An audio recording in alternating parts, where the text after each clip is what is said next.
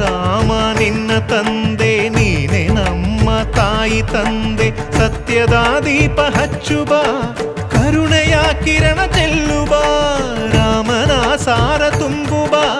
ಹನುಮನ ಶಕ್ತಿ ನೀಡುವ ಬೃಂದಾವನದಿ ನೆಲೆಸಿದ ಪೂಜನೆ ನಿನಗೆ ಶರಣು ಶರಣು ಶರಣು ಗುರು ರಾಘವೇಂದ್ರ ಶರಣು ಶರಣು ಶರಣು ಶರಣು